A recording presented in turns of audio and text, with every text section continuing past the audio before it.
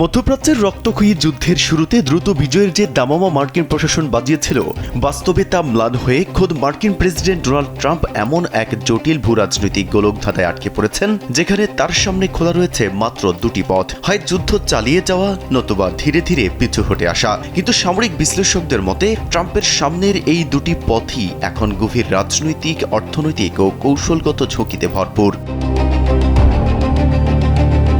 Trump যদি প্রথম পথটি বেছে নেন, অর্থাৎ যুদ্ধ চালিয়ে যান, তবে তা হয়তো ইরানের সামরিক ও আকাশ প্রতিরক্ষা ব্যবস্থাকে আরও পঙ্গু করে দেবে।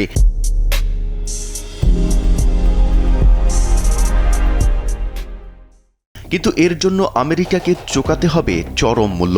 যুদ্ধ দীর্ঘায়িত হওয়ার অর্থ হল আরও মার্কিন সেনার প্রাণহানি, সামরিক বাজেটে আকাশচুম্বী চাপ এবং মধ্যপ্রাচ্যে আরেকটি অন্তহীন যুদ্ধে জড়িয়ে পড়া।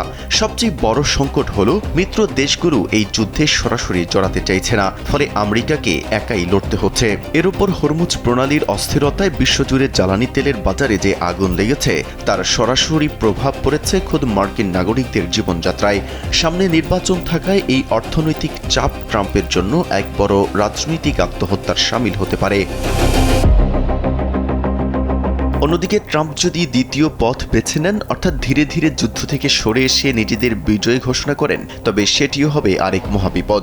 মাঝপথে যুদ্ধ থামানোর অর্থ হল ইরানের বর্তমান শাসন ব্যবস্থা এবং তাদের পারমাণবিক কর্মসূচি পুরোপুরি অক্ষত রেখে যাওয়া। বিশেষ করে মাটির গভীরে বাংকারে লুকিয়ে রাখা বিপুল পরিমাণ সমৃদ্ধ ইউরেনিয়াম আমেরিকার জন্য স্থায়ী এক হুমকি হয়েই থেকে যাবে। তাছাড়া বোমা বর্ষণের ফলে ইরানিরা সরকার হটিয়ে দেবে, ওয়াশিংটনের এমন ধারণাও পুরোপুরি ভুল প্রমাণিত হয়েছে। উল্টো বাইরের আক্রমণের মুখে ইরানিদের মধ্যে জাতীয়তাবাদী আবেগ ও সরকারের প্রতি সমর্থন আরও জোরালো হয়েছে।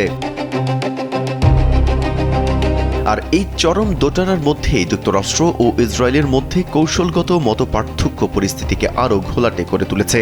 বিশেষ করে ইরানের তেল রপ্তানির প্রধান কেন্দ্র খারক দ্বীপ দখলের পরিকল্পনা করা হলেও ইরানের ছোট নৌযানের গেরিলা হামলার ভয়ে সেখানে স্থল অভিযান চালানো অত্যন্ত কঠিন বলে মনে করছে পেন্টাগন।